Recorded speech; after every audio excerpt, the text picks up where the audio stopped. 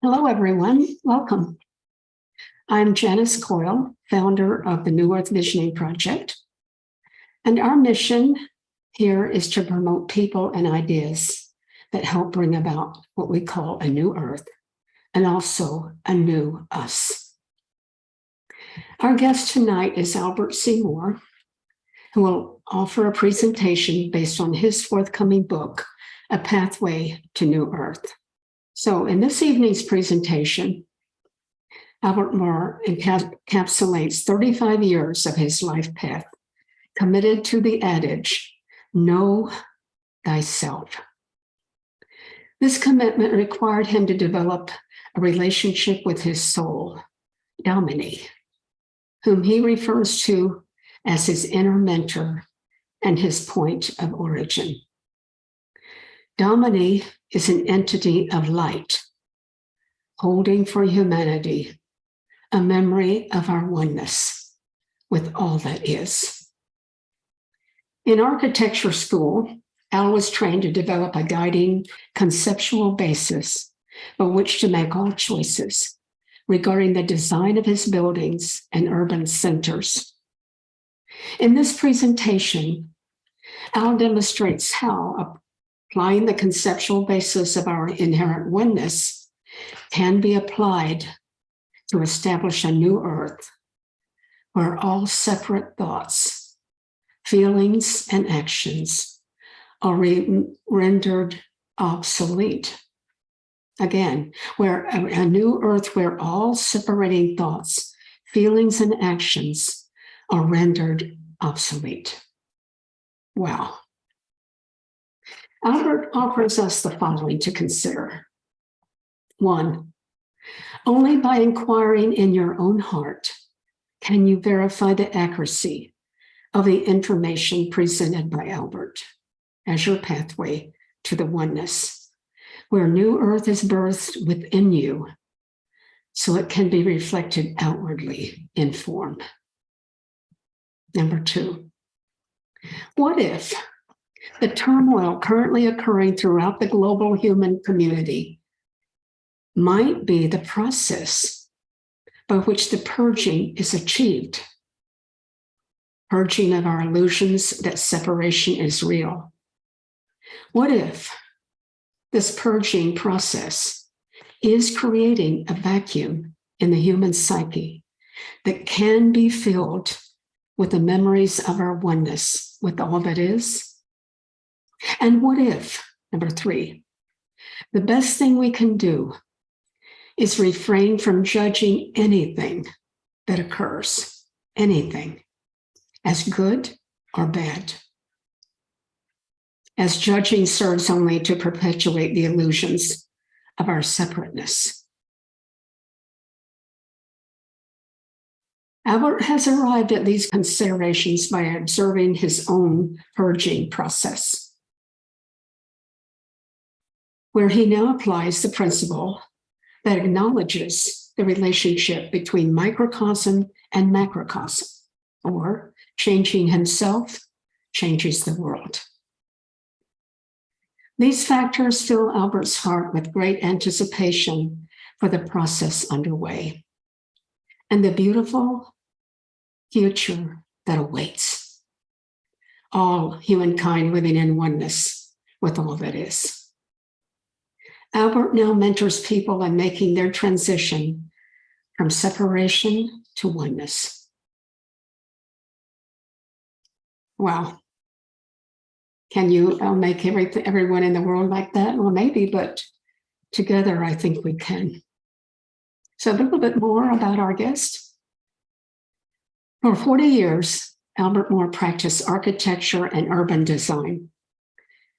Since his first awakening to oneness in 1992, Albert sees his world as a reflection of his own thoughts, feelings, and actions.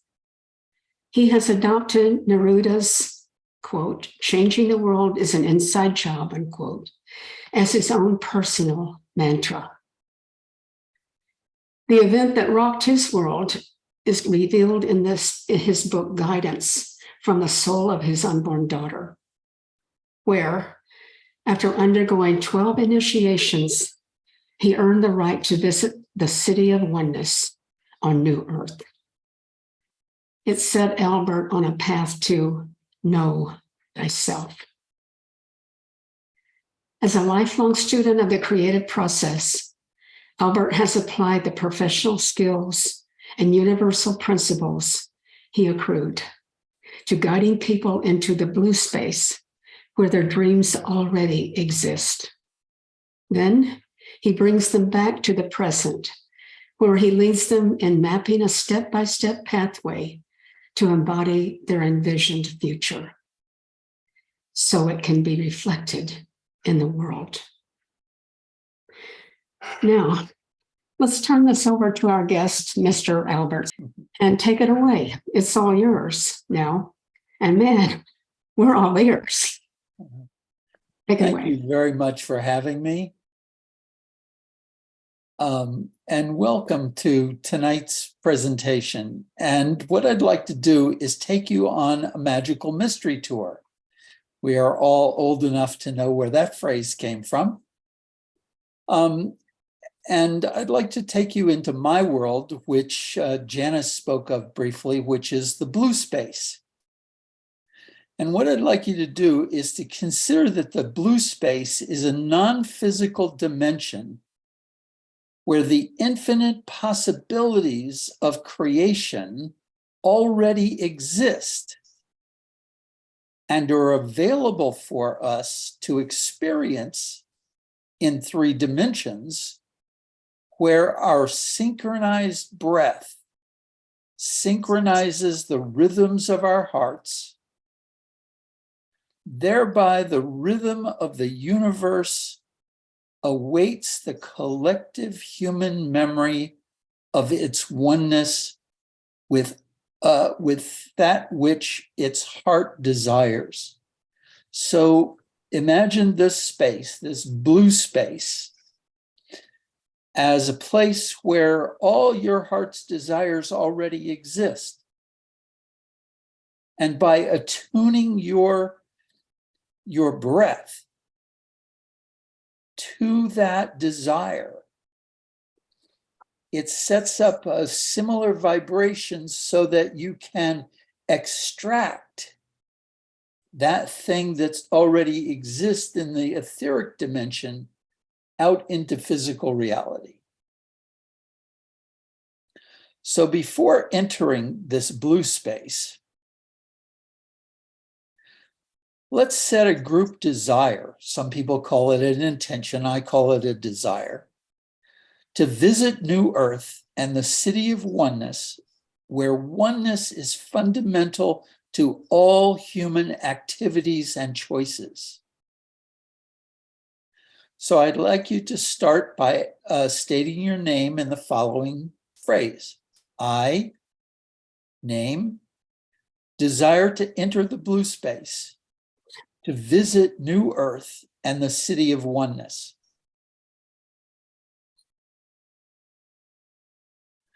Now, with our hands beginning in prayer position at the center of our chest, I'd like you to rest a moment in a reverence, in a space of reverence.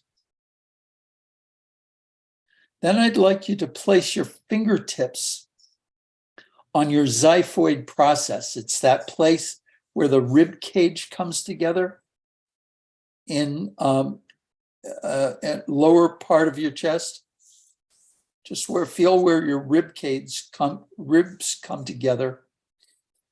Now, behind this area is said to be the seed of your soul, or the seed of light, of your light. And in this light is held your individual purpose and its relationship to a grand design. And you could think of the grand design as the collective, the cohesive, collective memory of our oneness. Now, I'd ask you to close your eyes and focus your attention on your breath. And breathe in through your nostrils, filling your belly, and then breathe out through your mouth. And then repeat this process 2 more times.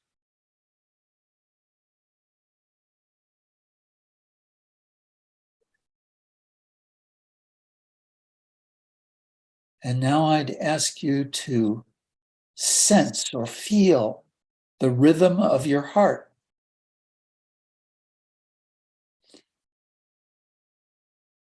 And you might notice that all of the rhythms of our hearts are beating together.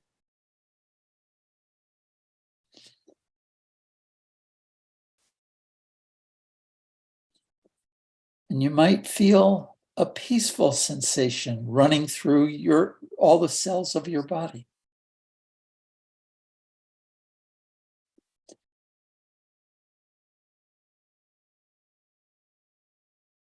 Your hearts are light, your mind is open.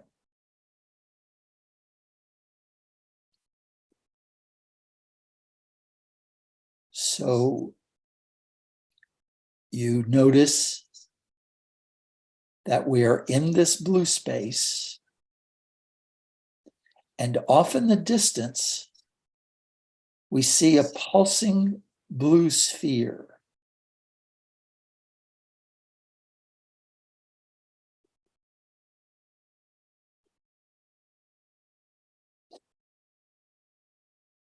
And we notice a radiant white light approaching us from in this sphere. As the light hovers in front of us, from this light comes, "I am your guide during your visit to the blue space." And this light embraces us all with a warmth that penetrates all our cells. Then we hear, "We are aware of your intention to visit New Earth and the City of Oneness. These are reflections of the human remembering of the oneness of all that is."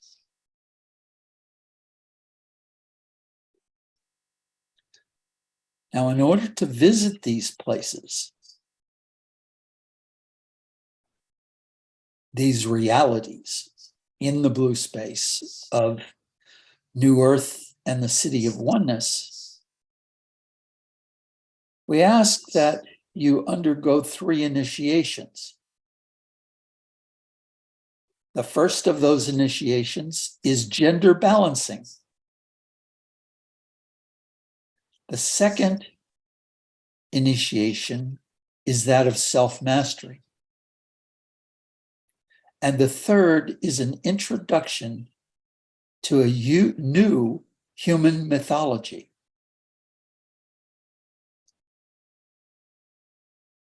Do you agree to undertake these initiations? You can answer silently to yourself. With our guide, we traverse the vastness of the blue space. And during our journey, our guide pauses and poses questions for us to consider for the rest of our trip. The first question is, what if the experiences of separation encountered on current Earth are actually designed for you to experience the opposite of your true identity as one with all that is?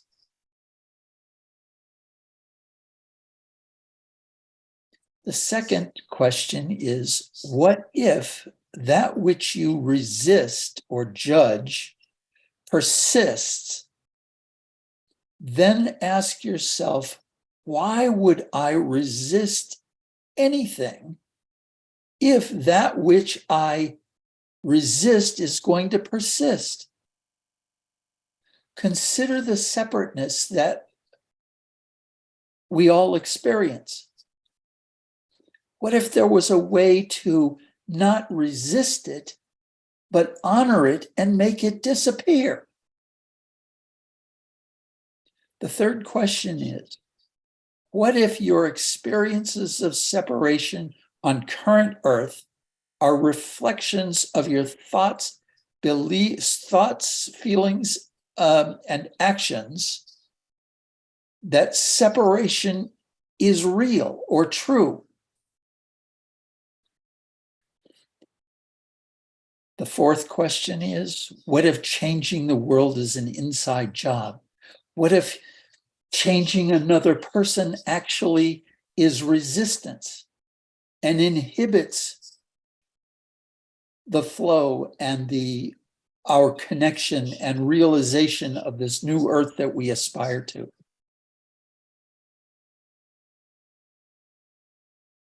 The fifth question and final question is, how might you alter your thoughts, feelings, and actions to remember your oneness with all that is, in order to experience your oneness reflected in the world? So I'd ask you,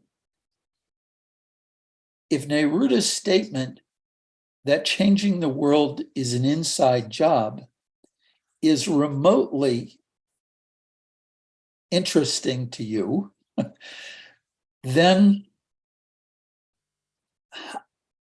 going about knowing thyself and the ways that I separate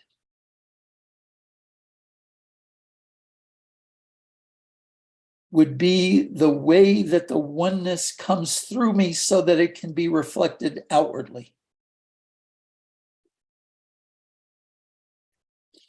So after reflecting and pondering on these questions, we arrive at initiation number 1, balancing the gender archetypes within. During my own spiritual growth process or maturation, maybe, I started to look at the way this duality or separation originates. Where does it come from? And for me, it presents itself as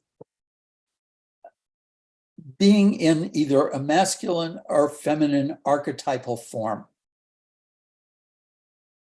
And for me, also, that masculine archetypal form represents the principles of knowing, knowledge, and action.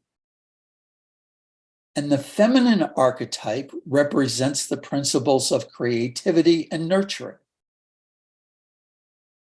And I think you all recognize that each of us hosts both gender archetypes within us.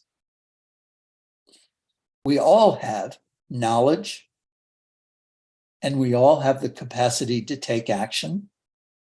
We all have creative capacities, and we have the capacity to nurture. Whether you show up as a masculine form or a feminine form, we all have that quality. And what if these two gender distinctions that we make tend to exemplify and perpetuate the duality that we experience in our separateness? And they might show up as the phenomena that says this is good and this is evil. Consider that for a minute. Now, what if these gender distinctions are the source of all human power struggles? You know, this is right and that is wrong. This is wrong and that's right. This is good, this is evil. So then gender balancing within us can neutralize the current human perception that duality and separation is real. So I'm going to offer this balancing exercise. And it's visual, so you don't have to open your eyes for this. But imagine going back to that place that's referred to as the xiphoid process. And imagine that that is the fulcrum, the center point of a figure 8, an infinity symbol, and energetically think about this figure 8 going to the left of you and around and back to the center point, back to that xiphoid process, and then over to the right. So it's going left and right. And then imagine this figure 8 extending out in front of you, energetically, just visually. It goes out in front of you, comes down and around and back through the xiphoid process, and then out your back in the upper position and turns into the lower position and back down into the xiphoid process.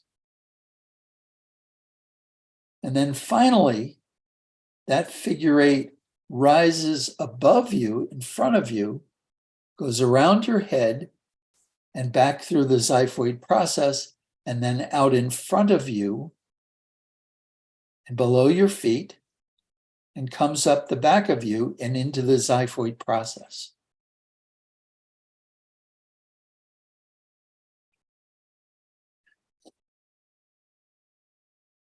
I have been doing this exercise for almost 30 years now. Now, I will tell you that I was a tough case in this process of balancing.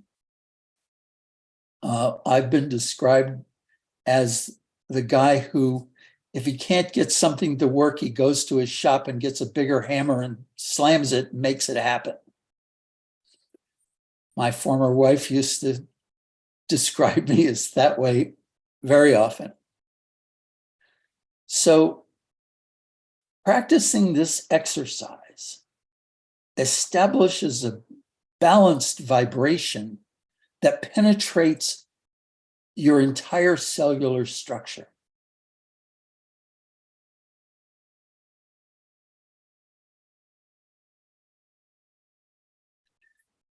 It helps you balance, helps you remember the oneness, and it strengthens that balance so you can apply balance in your life. You can be balance in your life.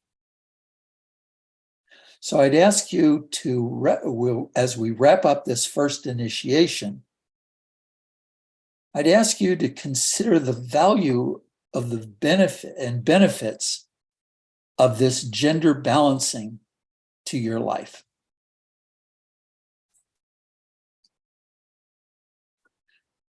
Now we can proceed to initiation number 2, self-mastery. Now this practice aligns our personal thoughts and feelings and actions in oneness. It gives us a practice of thought, feeling, and behaving, acting in alignment with the oneness that we are seeking in order to incorporate it into ourselves so that it can be reflected and seen outwardly in our environment.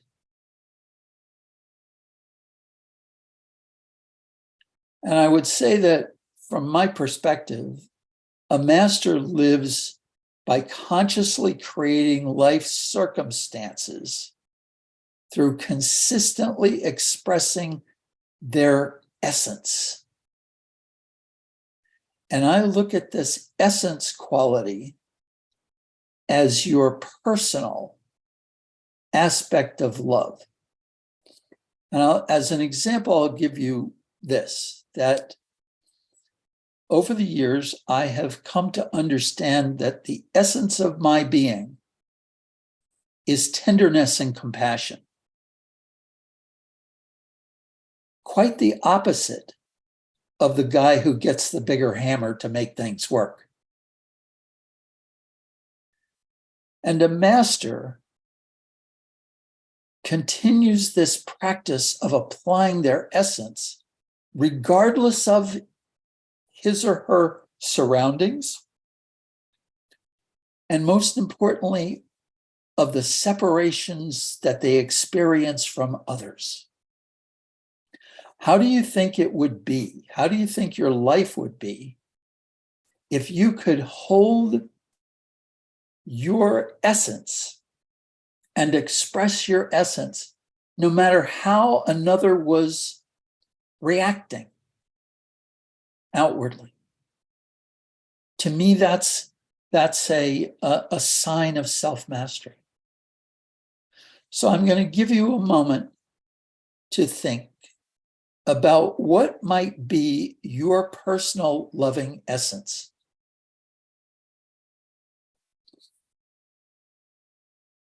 And you don't have to say anything about it, but just if you tapped into your heart and that xiphoid process space within you,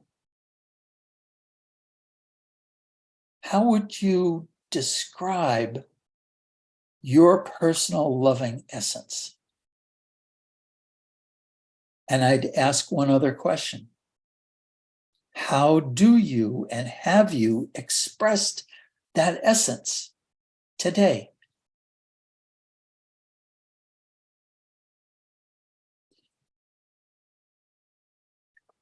Now, another aspect of self-mastery is something that I refer to as the vibration of order.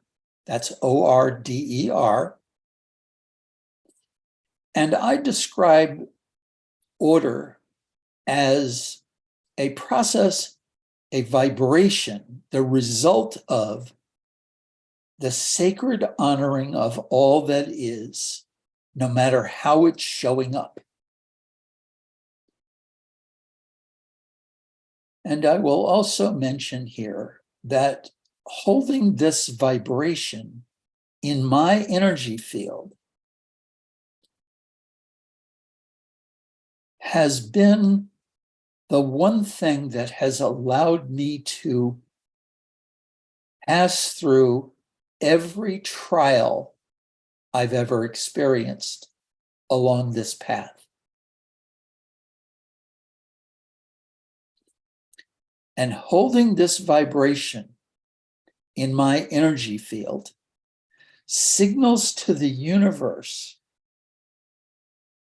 that my fields are in balance so that expansion occurs, knowledge is gained and shared, and my sustenance is assured. Because I'm connected to that blue space where every possibility exists. In this vibration, everything belongs to everybody.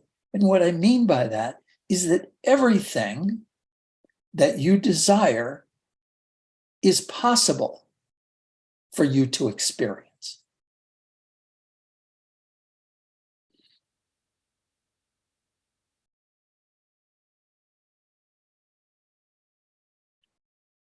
Holding order assures fulfillment of Neruda's adage, changing the world is an inside job. Now, to add in maintaining this field within you and around you, I'm going to share the prayer of order that I've been reciting for many, many years. And what I can say about it is that it establishes this calm space that allows the essence, my essence of tenderness and compassion to come through me, even if prior to that, I've been, to use a colloquial word, freaked out, acting nasty, behaving nasty. So the prayer is this. And if you'd like, I'd suggest that you say it to yourself as I read it, or say it. Order is all there is. As long as I am in order, nothing else matters. For there is order. I am order. We are order. We are one. And the dream of we is in me.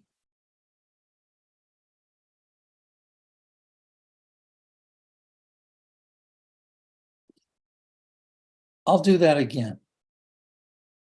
Order is all there is. As long as I am in order, nothing else matters. For there is order. I am order. We are order. We are one. And the dream of we is in me.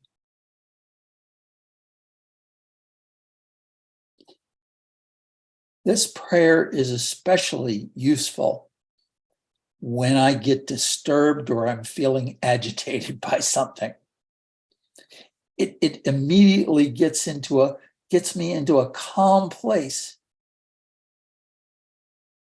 where I can create consciously rather than from the habits instilled by my social woundedness, my emotional woundedness of, growing up and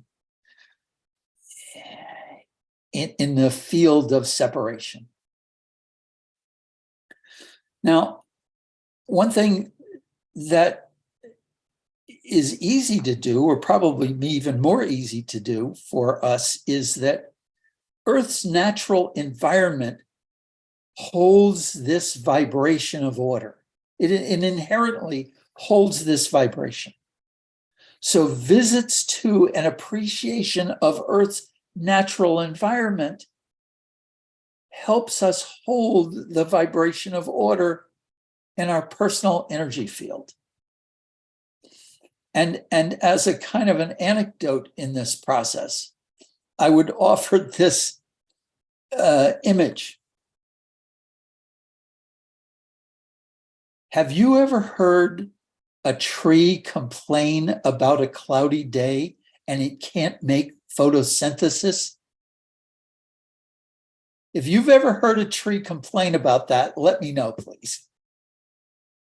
But that's a kind of idea that you could consider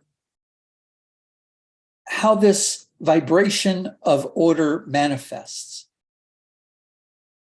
Nature has no judgment, but it's the judgments that we make that throws us out of our order and out of harmony and balance. So if that's the case, how can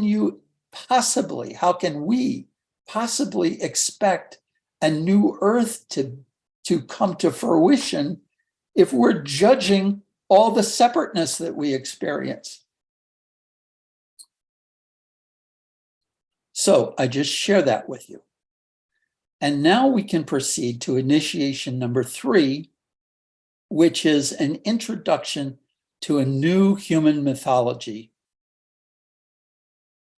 And you should know by now that I don't profess any of this stuff to be true for each of you.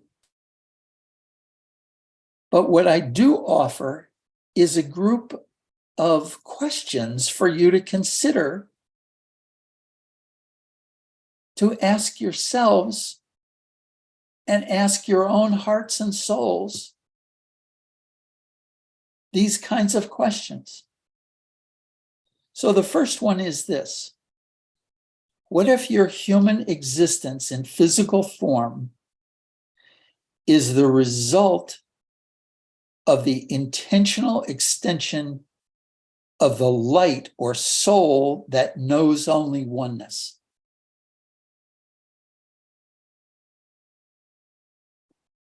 Question number 2.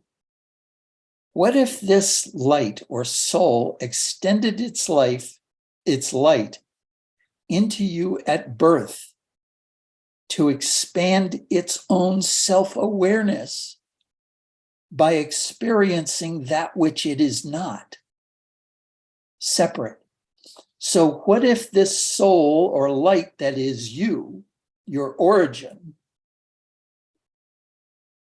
extended its light into human form, you, so that it could experience the separateness, which is the opposite of its true identity as knowing oneness?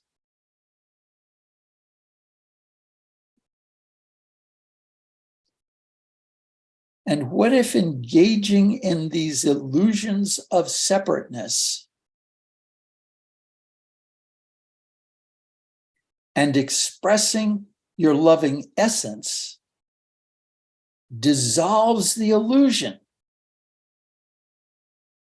What if it makes room in your psyche for oneness to blossom within you? What if purging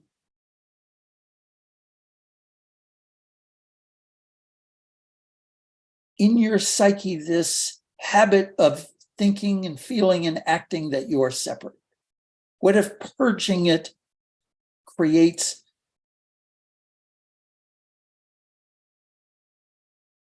in your psyche the ability for the oneness to blossom? The next question is, what if your inner calling to experience a new earth indicates that the light that is your origin is now accelerating the process of your remembering oneness? And what if this light is preparing you to bring new earth out from the blue space into the dimension of form, making all separations obsolete? So in that way, you could consider your calling to experience this new earth as a huge opportunity to change yourself, to make separation obsolete so that oneness can anchor itself within the cells of your body and your psyche. So what if you are this individuated light on a journey and you're playing this game, the greatest game ever played, that you pretend that you're separate? And what if this game helps you expand your own self-awareness, and only then, when the game is up, that's when you remember the oneness of all that is?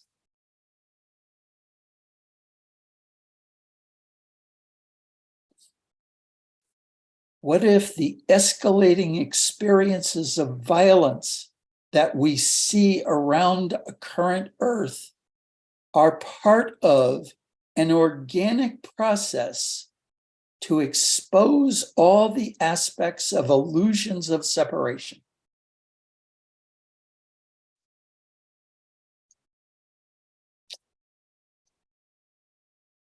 I'll offer an analogy here. A friend of mine, who is a landscape architect, wrote a book about the seed coat and the violence that the seed of a plant experiences, either by being drowned or by the crunching of the earth against the shell of the seed, that she refers to as the seed coat. That violence that the seed experiences exposes its light so that it becomes the tree. So what if a beautiful tree or a plant or a flower, what if that's analogous to what humanity is experiencing at this time?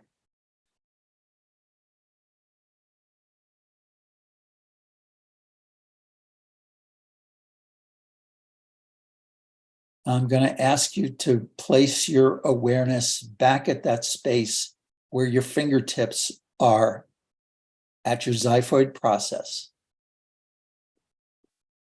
And I ask that you consider,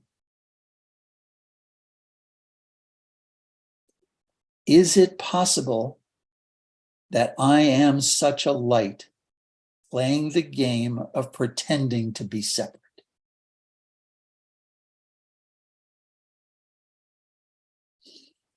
It's my hope that that would lighten your hearts. Now, having endured these initiations, we're now prepared to visit New Earth and its City of Oneness. And I'd ask that you open your eyes if you have them closed and take a few deep breaths and get centered. And I've spent the last 2 decades exploring the idea of New Earth and what would its systems look like.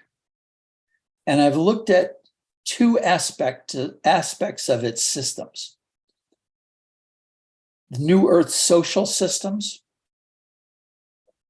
and then how do the New Earth social systems set up the basis to be reflected in the New Earth physical systems, i.e., architecture and cities. So I'd ask you, what would our social systems be like if each human is consistently expressing their loving essence? Think about that.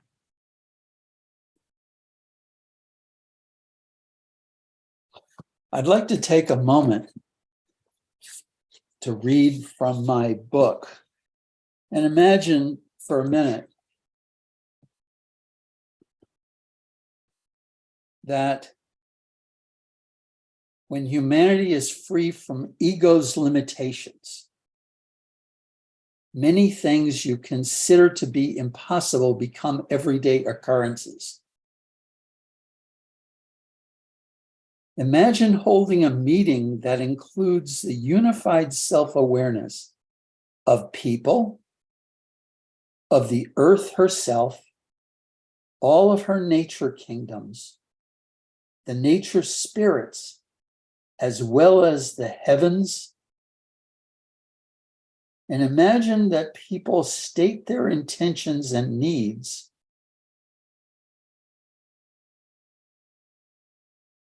and functionality for any social system. And that those elements that we're talking about hold this vibration of order. They have an essence that gets expressed, and we all come together and meet and co-create these social systems. So I'll take another moment and see if I can read another piece that refers to the idea that in this process of creating or manifesting this new earth and its social systems, we don't rely upon our current systems,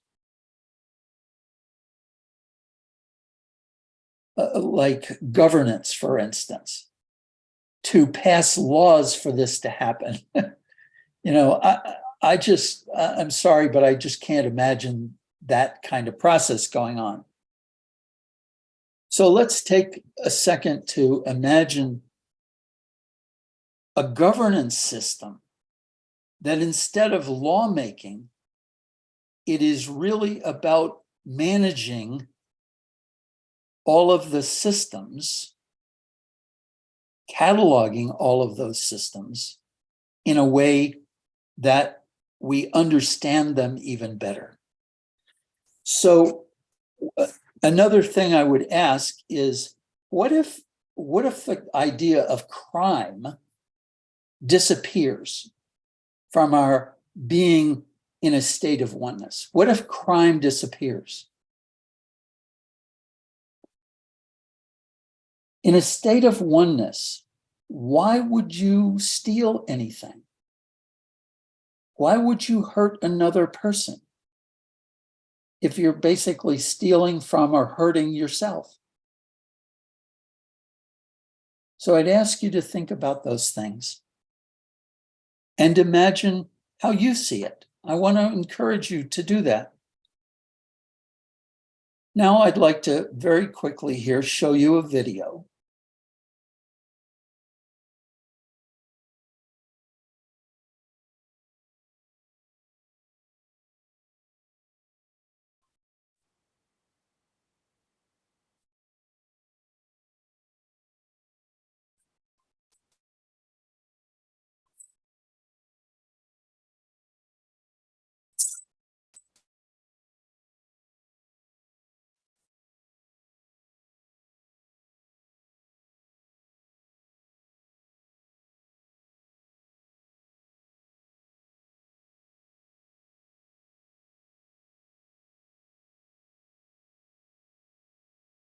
So these are the influences that I used while working on a design for the City of Oneness.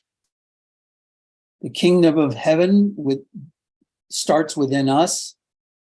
I used the principle of concentricity, which is the physical image of Christ consciousness.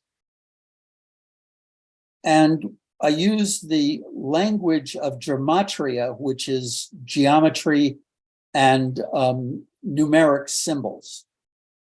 So the number 12 comes from New Jerusalem, that is stated by John in Revelation. The city will expand based on fractal expansions and the harmonic proportions and gender balance of 3:2.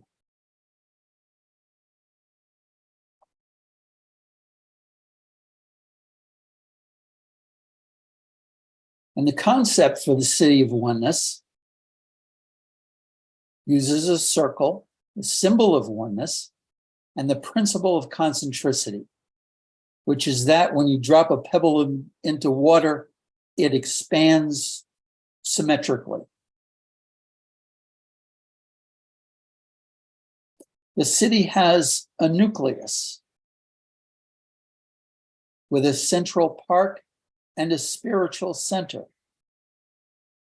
And out from there are 3 street rings that involve a central business district, cultural and mixed use districts.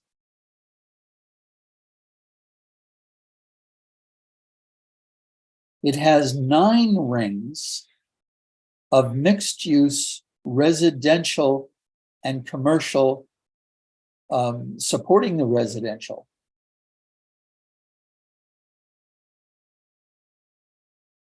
And it has a citywide recreation zone similar to the permeable membrane, like a human cell. And then it has a north-south boulevard and an east-west boulevard. And then it has 8 radial avenues.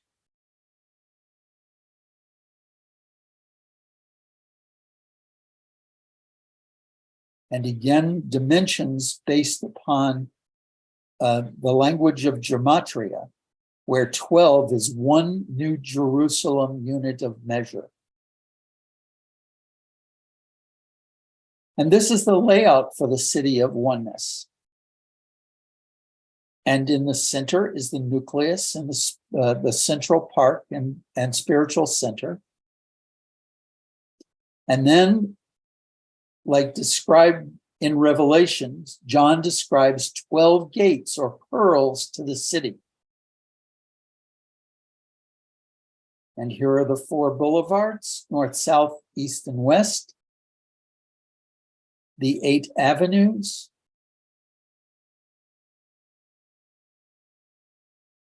In the 4 quadrants that are designed. It has 12 concentric street rings, and it has 12 neighborhoods.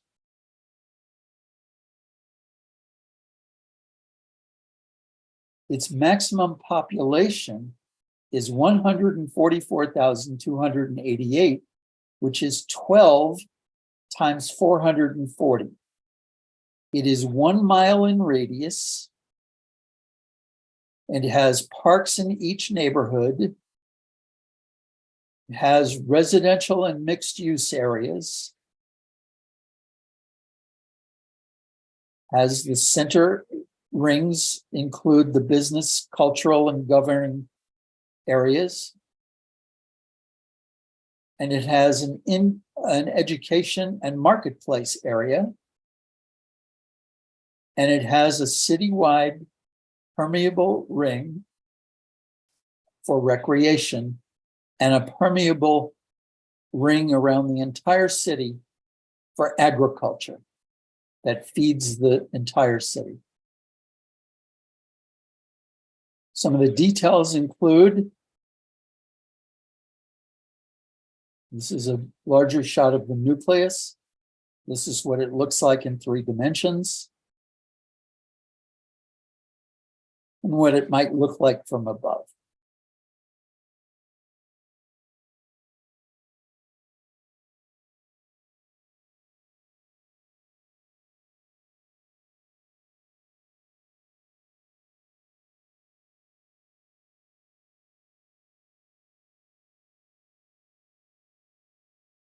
City of Oneness, again, from center to the outskirts, is 1 mile or 5,280 feet.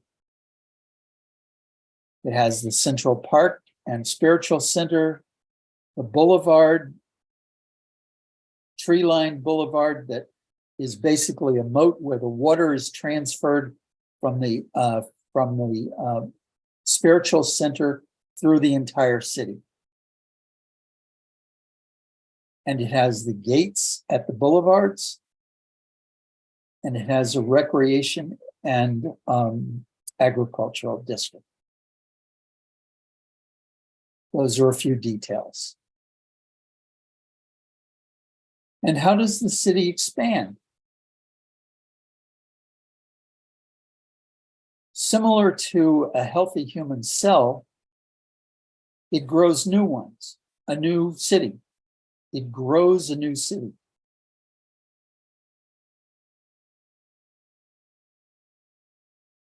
From the city,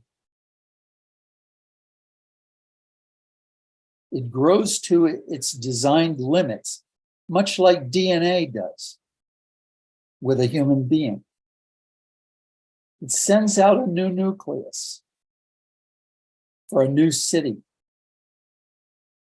So a new city emerges organically, similar to cellular generation. And each new city has clearly defined boundaries to adapt to geographic locations, and it has a population and clarity of purpose, specified population. It's a new nucleus and new inner rings for governance and culture.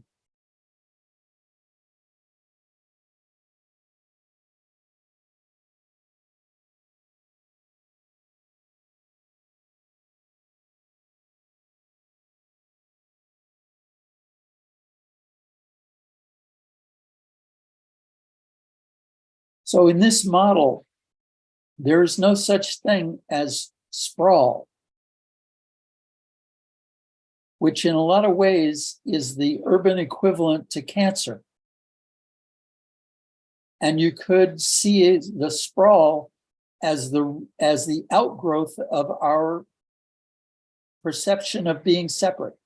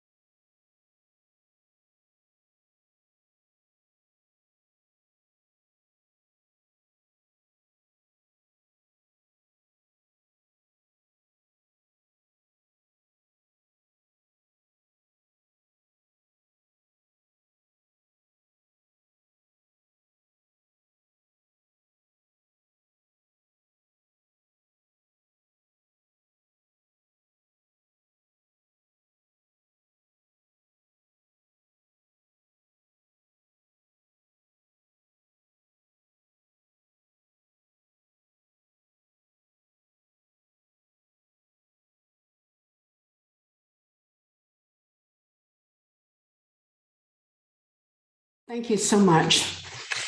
Now we'll open up for questions. Go ahead, Ted. Yeah, Al, in the shapes of the city with the concentric rings and all, I see similarities to depictions of Atlantis that I've seen. Huh. Is it sort of like they had the same concept back then? It's like what was old will become new again. Do you kind of see it that way? I did not have Atlantis as a reference, so thank you for mentioning that. I will check it out. Thank you. Anybody else? A question? You mentioned there were gates out on the outskirts of the city. What are gates for if everybody moves freely and animals move freely and everything? Why do you need gates? That was a reference. If you read Revelation by John in the New Testament, it was a reference to John's description of New Jerusalem. Right, there's 12 gates into the city, but Right. I envision it not as closed gates, but more like ceremonial arches. Okay. They're not something that you would open and close. Okay, thank you for the clarification. Anyone else? Go ahead, Janice. Hi, Al. I had met you at Antonia's. Oh, okay. Yes. Hi.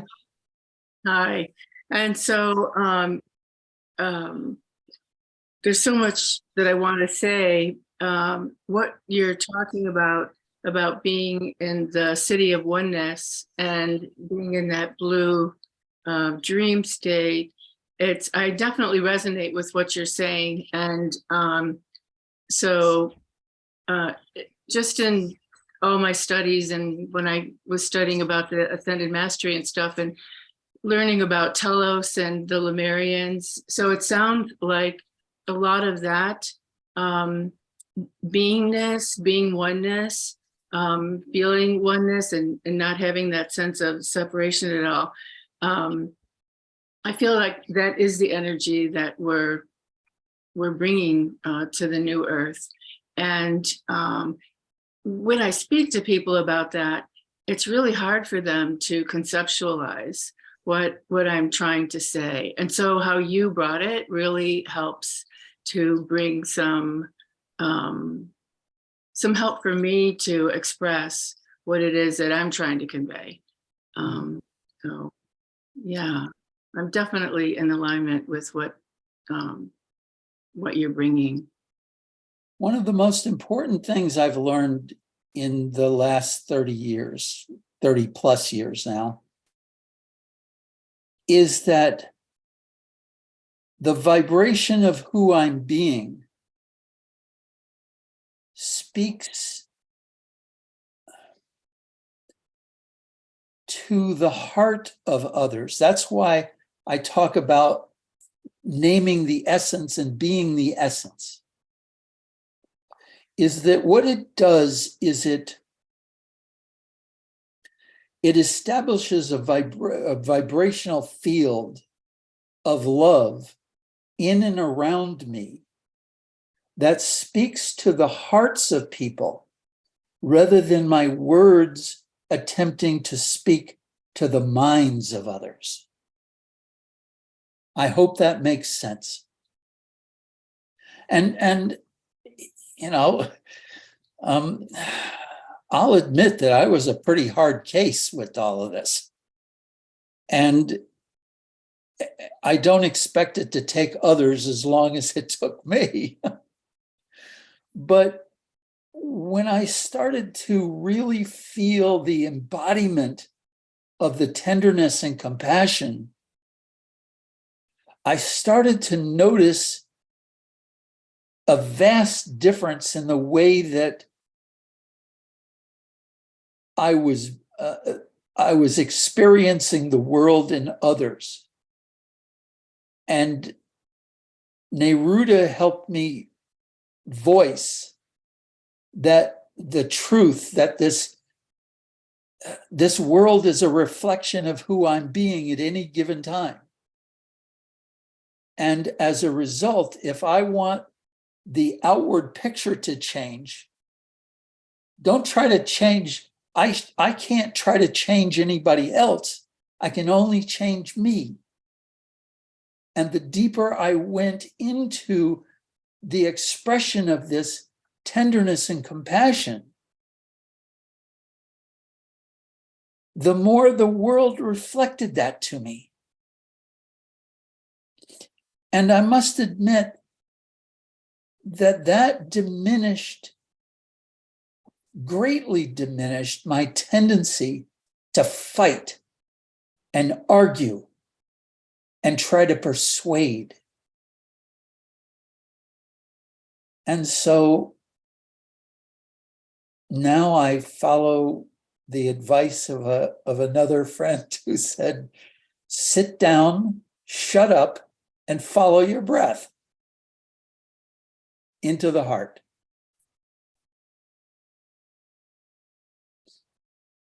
I hope that helps. Thank you. Yeah, it's beautifully said. Yeah, and I definitely understand resonating with the heart too, and sometimes with a group of people, I'll just sit and think upon my heart and radiate and connect with everyone there through their heart. And especially during meetings or even at events, and yeah, try to create that cohesive oneness.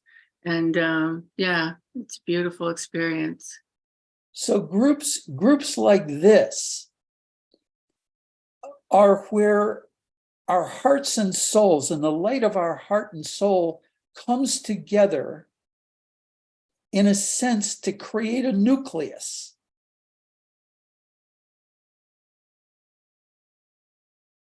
And that nucleus develops within each of us. And then together, we're even stronger.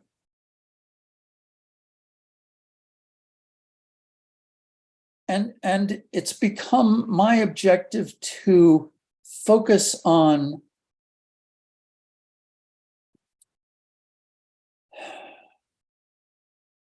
changing myself so that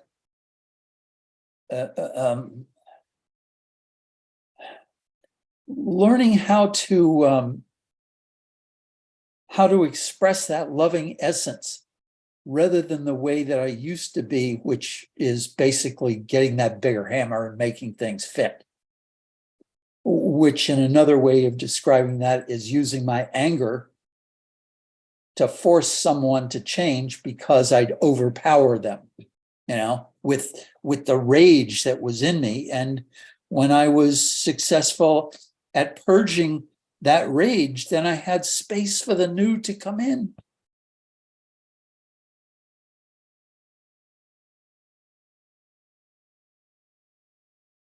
I hope that makes sense.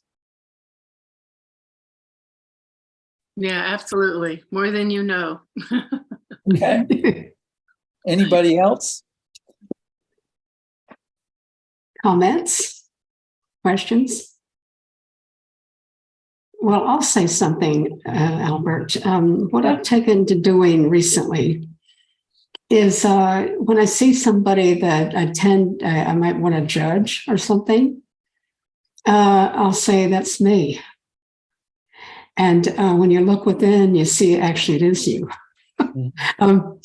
And it's an interesting exercise because it really promotes, first of all, oneness.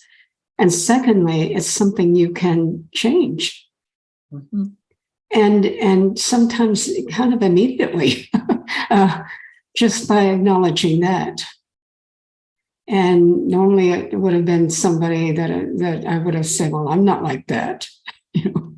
And of course, the separation. So, I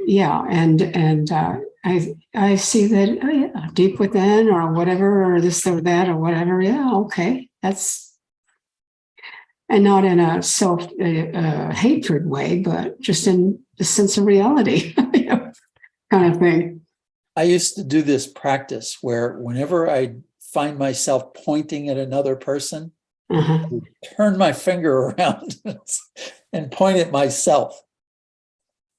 And that kind of helped me realize that, what I'm accusing someone else of is really a trait within myself that I don't particularly care for.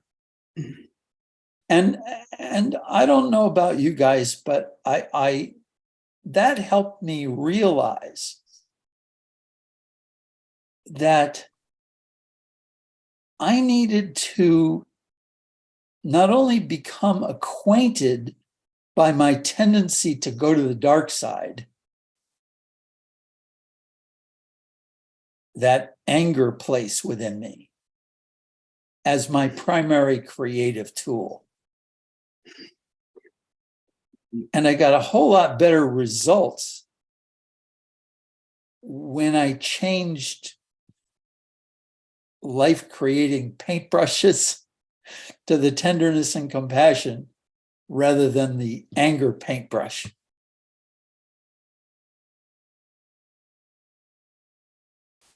That's simply something that I can do for myself.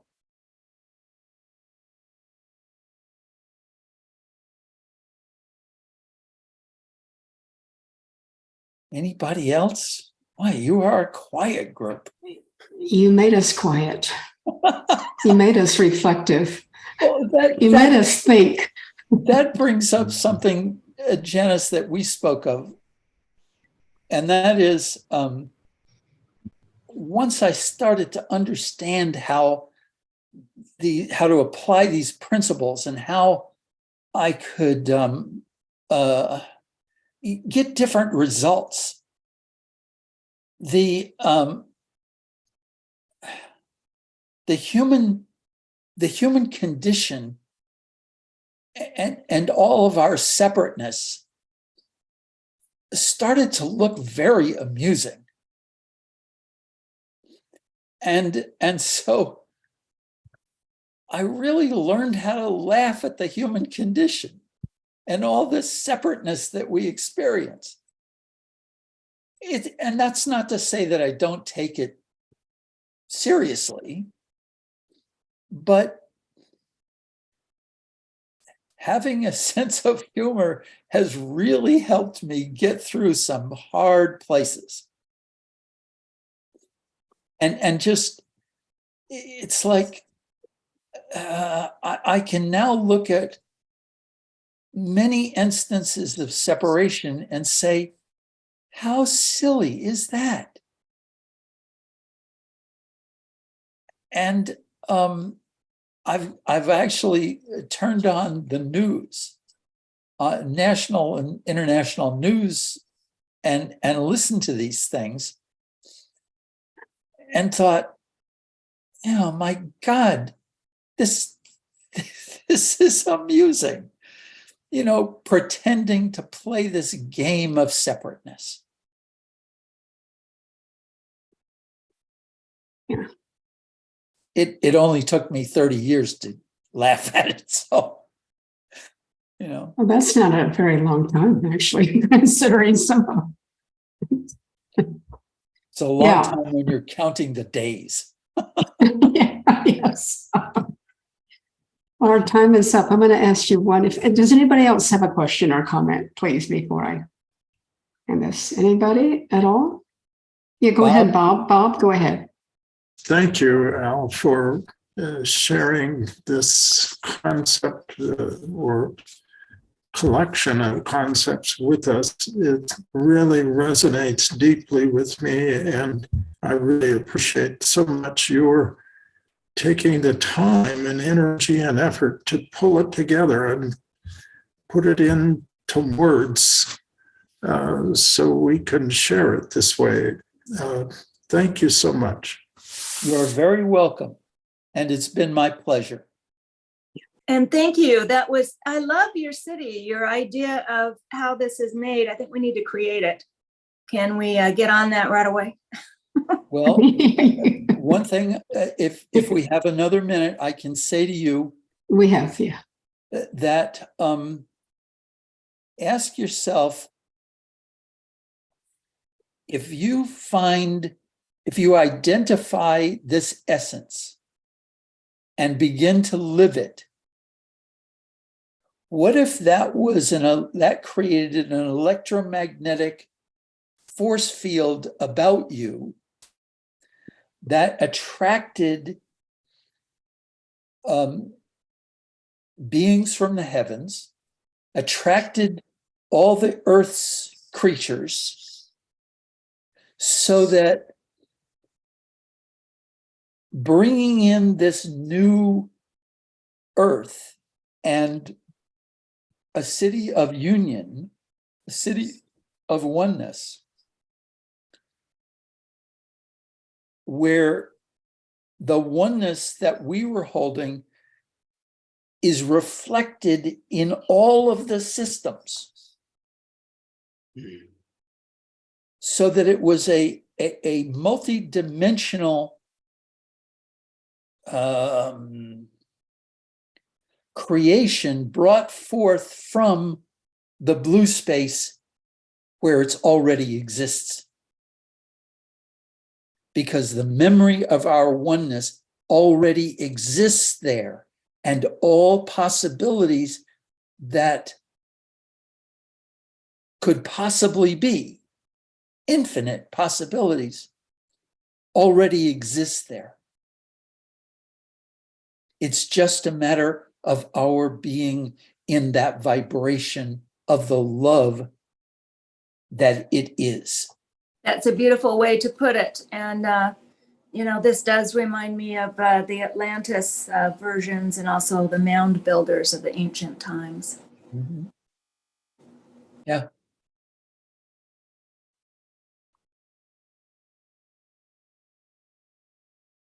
Well, Janice?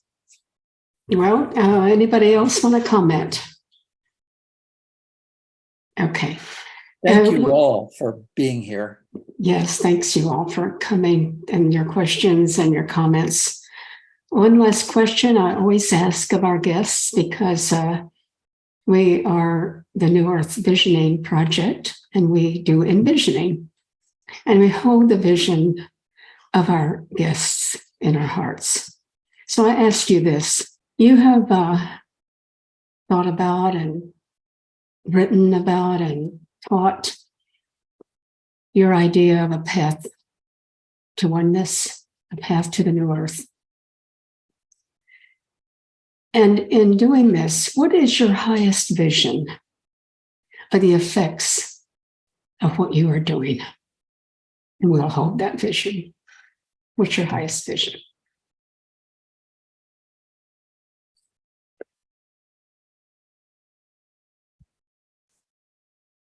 I could state it for myself, and that is to at least incrementally to find other organizations to present to so that their hearts and souls would coalesce in this vibration of oneness, so that this new earth and a city such as this will manifest through the blue space as our reflection. And it's not something that we construct like we do today.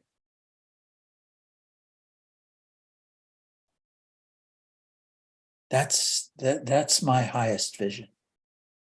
Okay, thank you. We'll hold that in our hearts, and at the same time hold you in our hearts. Thank you. And thank you so much for visiting us. Thank you. Thank you. And thank all of you for coming. Thank you. Your beautiful presences, all of you, beautiful, loving presence. Thank you. Thank you. Thank you. Our next meeting will be in 2 weeks, and we'll talk about eco-governance, and hope to see you then. And thank you again, Albert. Thank you. You're welcome. Thank you. Thank you, guys. Good night. Thank you. Good night.